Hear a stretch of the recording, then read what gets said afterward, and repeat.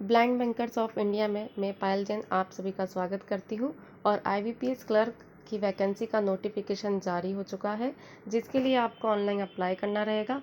Online apply करने की website है www.ibps.in और इसकी स्टार्टिंग डेट है 2 सितंबर 2020, जबकि इसकी लास्ट डेट है 23 सितंबर 2020। इसमें प्री और मेंस एग्ज़ाम होगी। तो प्री एग्ज़ाम होगी दिसंबर मंथ में, और मेंस की एग्ज़ाम जो होगी वो 24 जनवरी 2021 में होगी। अब हम ये जान लेते हैं कि इसमें कौन कौन सी बैंक पार्टिसिपेट कर रही है। तो bank of India, bank of Baroda, bank of Maharashtra, Canara bank, central bank of India, Indian bank, Indian overseas bank, Punjab national bank, Punjab and Sindh bank, UCO bank और यूनियन बैंक। तो इस तरीके से ये सारी बैंकें जो है वो पार्टिसिपेट कर रही है और इन्हीं बैंकों की जो है वो वैकेंसी आई है। एज की बात करते हैं तो 20 साल से लेकर 28 साल तक की एज लिमिट है, परंतु हमारे दिव्यांग साथियों के लिए 10 साल का रिलैक्सेशन की छूट है।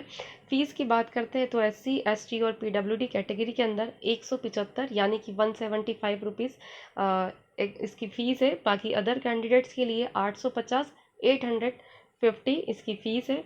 एजुकेशन की यदि हम बात करते हैं तो ग्रेजुएशन होना चाहिए किसी भी सब्जेक्ट से, किसी भी यूनिवर्सिटी से या इंस्टीट्यूट से।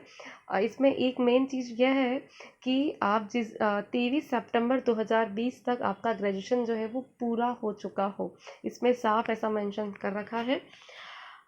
और आपका ग्रेजुएशन किसी भी सब्जेक्ट में या किसी भी यूनिवर्सिटी से हो सकता है। साथ ही साथ कंप्यूटर का सामान्य ज्ञान का नॉलेज होना चाहिए, और साथ ही साथ क्षेत्रीय भाषा का भी नॉलेज होना चाहिए कि आप जिस भी स्टेट से फॉर्म भर रहे हैं वो क्षेत्र की भाषा का आपके पास ज्ञान होना चाहिए।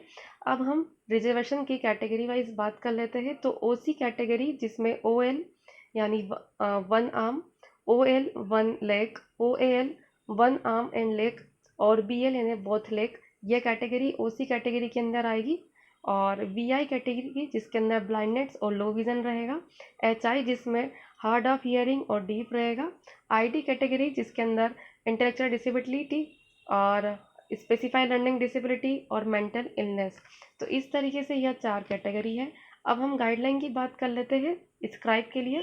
तो स्क्राइब खुद को आपको अपनी ऑन कॉस्ट पे करना रहेगा। वो किसी भी स्ट्रीम का हो सकता है। आपका एक राइटर जो है वो किसी भी किसी भी सब्जेक्ट में उसकी पढ़ाई की हो, किसी भी सब्जेक्ट से हो सकता है। बस शर्त यह है कि आपका राइटर और जो कैंडिडेट है वो यह एग्ज़ाम दोनों नहीं दे रहे हैं। यदि जिस राइटर को आप ले जा रहे हो वो यह एग्ज़ाम नहीं दे सकता, और 20 मिनट का जो एक्स्ट्रा टाइम मिलता है वो भी मिलेगा। अब हम मेन जो इम्पोर्टेंट बात है उसकी कर लेते हैं कि कितनी वैकेंसी है और किस स्टेट में कितनी वैकेंसी है और किस स्टेट में किस बैंक के लिए कितनी वैकेंसी है। हालांकि यह टोटल वैकेंसी जो है वो 1500 प्लस इसमें वैकेंसी आई है, परंतु हमारे PWD कैटेगरी के अंदर टोटल वैकेंसी 63 है, परंतु VI यानी कि विजुअल इम्पेयर्ड के अंदर 13 वैकेंसी है, 13 इसमें वैकेंसी है। अब हम स्टेट वाइज और बैंक वाइज डिटेल आपके साथ शेयर कर रहे हैं। तो सबसे पहले स्टेट है बिहार। बिहार के अंदर एक वैकेंसी है VI के अंदर, जो कि यूको बैंक में है।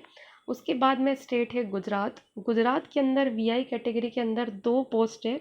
एक पोस्ट है बैंक ऑफ इंडिया में और एक पोस्ट है यूको बैंक में। तो इस तरीके से गुजरात में 2 पोस्ट है VI कैटेगरी के लिए। अब हम बात करते हैं मध्य प्रदेश में, MP में।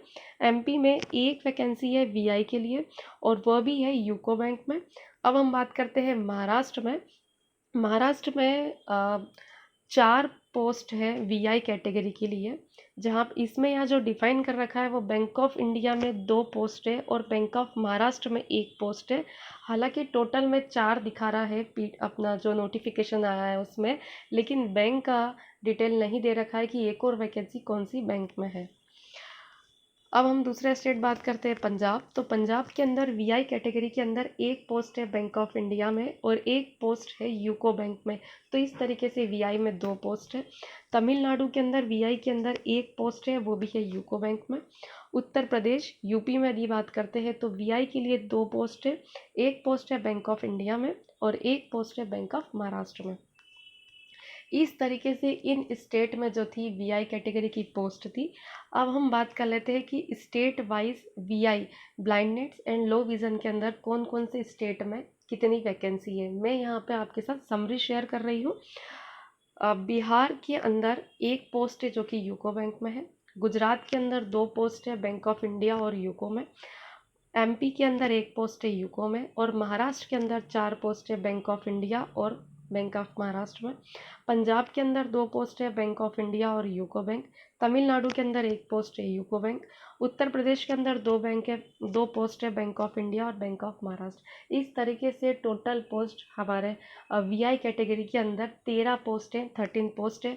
अब हम सबसे महत्वपूर्ण बात कर रहे हैं आपके साथ कि जब आप फॉर्म फिल करते हैं तो बैंक की प्रेफरेंस दी जाती है। बैंक की प्रेफरेंस जो है वो फिल करनी चाहती है, तो उसमें वीआई कैटेगरी के अंदर हम कौन कौन सी बैंकों को ध्यान रखें, क्योंकि जिस बैंक में वैकेंसी होगी आप यदि उसका प्रेफरेंस देंगे तो आपकी पोस्टिंग उसी बैंक में होगी। ये सबसे इम्पॉर्टेंट बात है। तो IBPS clerk preference order for VI category के लिए, तो यहाँ पे देखते हैं तो सिर्फ 7 स्टेट ने वीआई कैटेगरी के लिए पोस्ट निकाली है। ठीक है, उसमें से यूको बैंक ऐसा बैंक है जिसके लिए वीआई कैटेगरी के अंदर 5 स्टेट है, मतलब 5 स्टेट ने वीआई कैटेगरी के लिए पोस्ट निकाली है, तो प्रेफरेंस जाता है यूको बैंक के लिए। उसके बाद में यदि हम सेकंड लेवल पे बात करते हैं तो बैंक ऑफ इंडिया है। तो वीआई कैटेगरी के लिए सिर्फ 7 स्टेट है और उसके अंदर बैंक ऑफ इंडिया ने 4 स्टेट पे वैकेंसी निकाली है, तो सेकंड नंबर पे आता है बैंक ऑफ इंडिया। उसके बाद में आता है बैंक ऑफ महाराष्ट्र।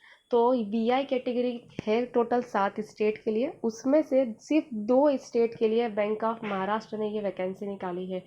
तो आप जब भी फॉर्म फिल करें, मेरा ये सजेशन है कि इस तरीके से आप बैंक का प्रेफरेंस रखें। पीडीएफ जो है नोटिफिकेशन का वो 45 पेज का था, जिसमें से मैंने ये समरी सिर्फ और सिर्फ वीआई कैटेगरी के लिए निकाली है। तो पहली प्रेफरेंस आती है यूको बैंक के लिए, फिर आती है बैंक ऑफ इंडिया के लिए और फिर आती है बैंक ऑफ महाराष्ट्र के लिए। तो इस प्रकार ये आईबीपीएस क्लर्क का नोटिफिकेशन था। आई होप आपके लिए ये कहीं ना कहीं हेल्प करेगा फॉर्म फिल करते समय। इसी प्रकार बने रहे हमारे चैनल के साथ। ब्लाइंड बैंकर्स ऑफ इंडिया के चैनल को सब्सक्राइब करें, लाइक करें एंड कमेंट करें।